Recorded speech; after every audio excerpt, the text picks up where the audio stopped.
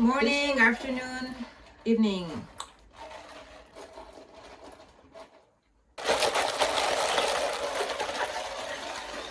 Hi guys, welcome back to our channel. Start off with the usual drink check, except this time it's the same thing for once. Yes, for the both of us. Brown sugar? Yeah, coffee, latte from Compose. Yeah. Yes. So today's video is about languages. I'm learning any language. Any languages. Well, technically, right now we're learning Korean, so majority, I feel, of our example is going to be based on Korean learning, but it's literally for every other languages that you wish to learn. And this is the one we actually have some sort of credentials on, because Korean is the 5th language that I'm studying for me. I think it's the 5th language for you, right? Yeah. Okay. We both speak 5 languages now, so we have some vague idea of how to actually study something. True. But it's true. All the timestamps will be available down in the description box, so if you want to skip to something or go back, everything's down in the description. This is a good segue into, I think, the first piece of advice that we have is that, and especially because I see so many, when I open YouTube, I see so many videos being like how to become fluent in a language in a year. This is selling a dream and honestly false hope. Because while you can get to having conversations in a year, and honestly, when we talk about fluency, I think there's different kinds. Can you have a fluent conversation in a year? Yes, you can have one that is fluid. It will flow naturally, you're able to understand, you're able to respond. But maybe it won't be the same level of vocabulary or same level of response that you can do while learning language for several years. And how did I just say that? Several. And practicing it continuously. What we really want to say here is just take your time, okay?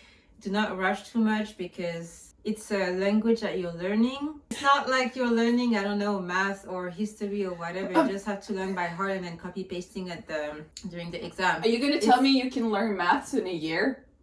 No. I feel like when you learn a language, it's one of the hardest to, based on every subject that you can study, because it's something that your brain has to assimilate. It's not even assimilate, it's just learning to think in a completely different way. Without translating in your head. It takes time. Point 2. Hold on, I'm reading. My main piece of advice is learning in concepts. And I think it's actually relatable how you were talking about maths before. Yeah. Because a lot of maths is understanding the theory and learning the concept and applying it eventually, right? That's how you do things in maths. And I think for me, language learning actually can have something similar. In a sense, for example, when you remember in English, we learned all the tenses, for example, present continuous, right? Yeah. You learn the concept and then you learn how to apply it. It would make all the sense because when you understand the concepts and you learn the concepts, you end up having a language instinct. And that is the most important thing of them all.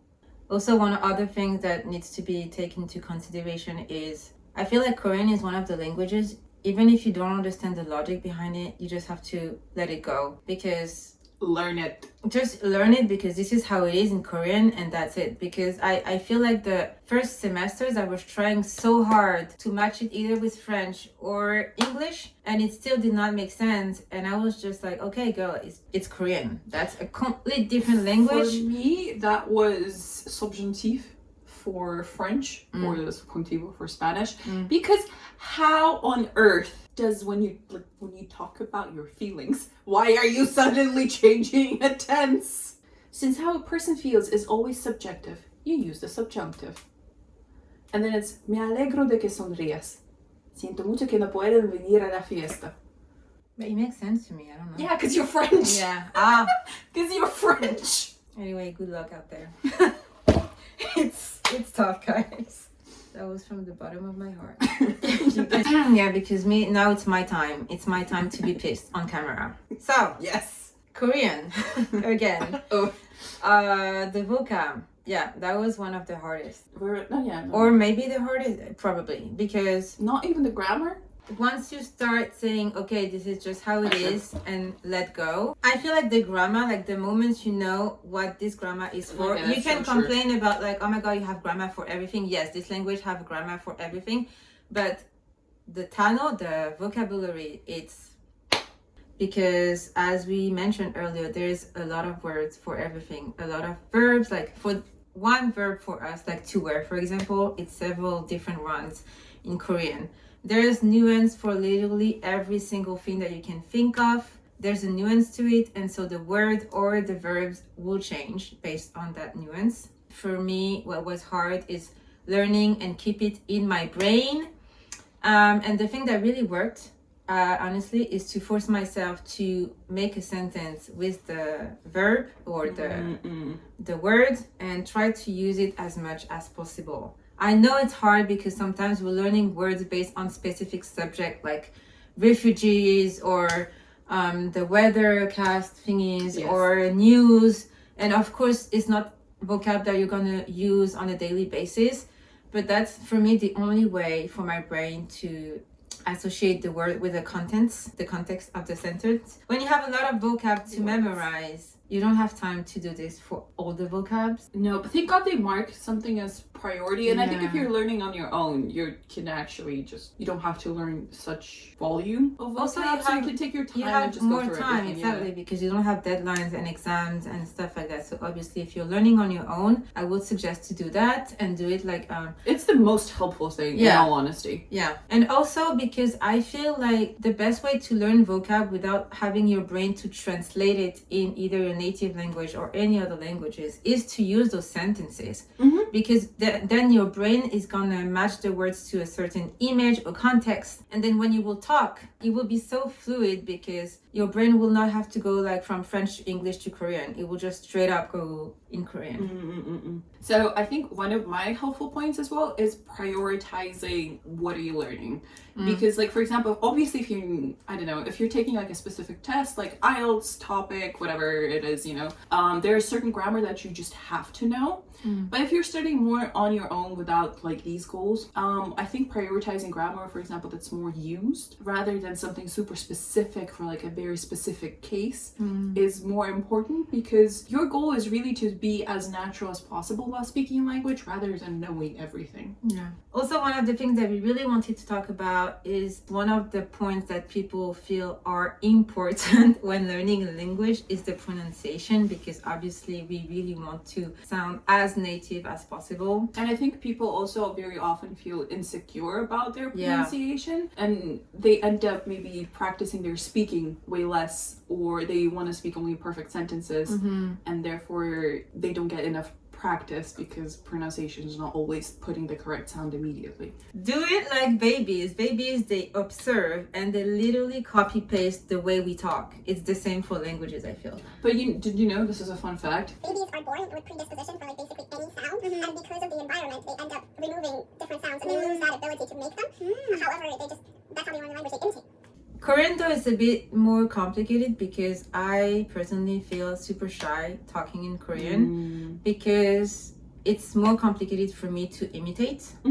One thing that really helps me with my pronunciation, I feel, is the shadowing method. There's a lot of videos that you can find on YouTube, but basically this method consists in you listen to sentences, and the minute they start talking, you repeat everything that they say and you try to match the intonation and everything. At first, it's really hard because obviously you have to get used to it, but the more you practice, I feel like the better the pronunciation is gonna be. And you can start with very easy sentences and then you upgrade your level the more you practice. But this is one of like the advice that I will give, like if you want to master your Korean pronunciation, do the shadowing method. Not just Korean pronunciation, but also just don't give up because you don't have to sound native. You have to sound enough for people to understand you well. Every time I start speaking in Korean, there's this just one ajushi. And that he acts like I am speaking in a completely like different language than him. I'm like, I know my pronunciation is not that bad. Yeah. It's really not.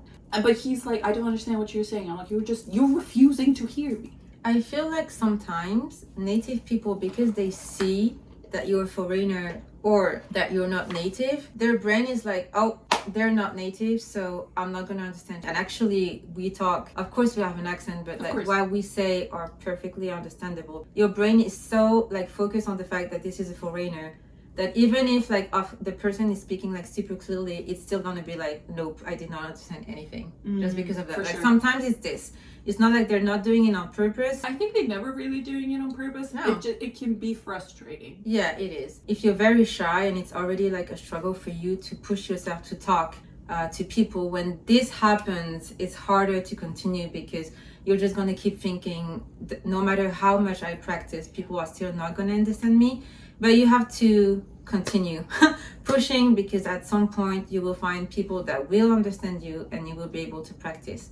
And also, of course, at the beginning when you speak, when you have like less confidence, you can like eat on your words. This is how we say in English. Eat on your words, or people will ask you to repeat. Do not feel discouraged. Just repeat like more like slowly so they can understand. And of course it's frustrating because you want to like the first time you practice to be perfectly well. The more you practice, the more you make mistakes, the more you fix them, and the more you will be more fluid when you speak. Like it's just a matter of practicing. And it's also for me, I think the most helpful thing is sometimes obviously speaking of like topics that are a bit harder for you will help you improve, but sometimes you may be jumping a bit too much.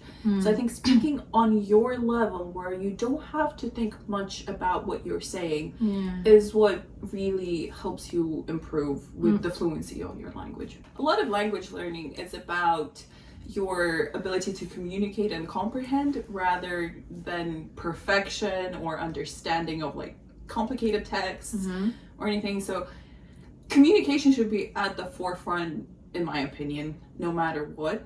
And therefore put your goals and challenges around that, so you're not stressing yourself out too much. Okay, I think the last thing we want to talk about is the kind of content you consume while learning, because I think for good improvement at some point you should start consuming content, maybe not immediately. I think it's very demotivating at the beginning, because I remember for us when we went to harder audios in Korean, I remember just wanting to cry because I was like, who speaks at this speed, who uses these words? And the truth is everyone. That's literally the simple truth.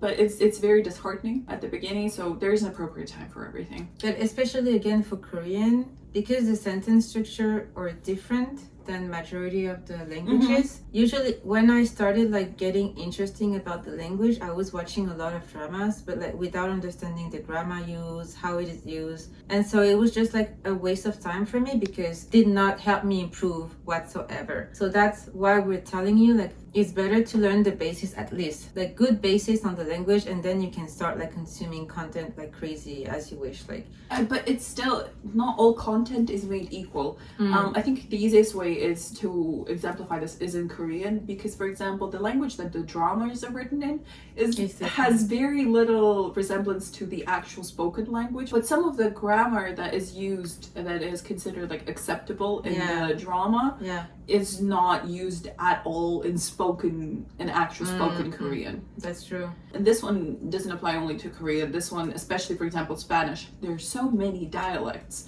there are so many versions of the same language that while you can obviously start consuming everything, right? Maybe if you don't want to, well, I learned Argentinian Spanish. That's a whole accent. Like, that's different from the normal version of Spanish in Spain. So it really depends on what you're trying to learn, where you're trying to learn, because there's a lot of slang, there's accents, and everything. So you have to be really, really mindful of that. For Korean, for example, because I know that it's a very popular language these days, like a lot of foreigners are coming to Korea to learn. K-pop dramas, K-dramas are like very popular now. If you want to learn basically how people talk on a daily basis, I feel like K-pop content are really insane for that, because there's a lot of content out there, free content on YouTube, and you can basically listen to your favs, right? Speaking all the time. They're using like everyday basic grammar structure. This can help you a lot. But sometimes I think little things like dialects and everything, they slip, or maybe we're just unaware, and I think it's important to point that out. And also, because I did 5 years of Chinese, I was convinced that even if I don't know anything about Korean, the moment I arrive here, I'm gonna assimilate easily too. But it was not the case at all, because obviously when you age, your brain takes more time for your brain to assimilate. yeah. And this is something that people forget when they're talking about learning a language, because this is like pure scientific fact. I feel, based on the age, it will be either easier or harder, and this is something that you need to take into consideration. And not give up, because I remember when I started learning Korean, I was comparing myself a lot with other classmates.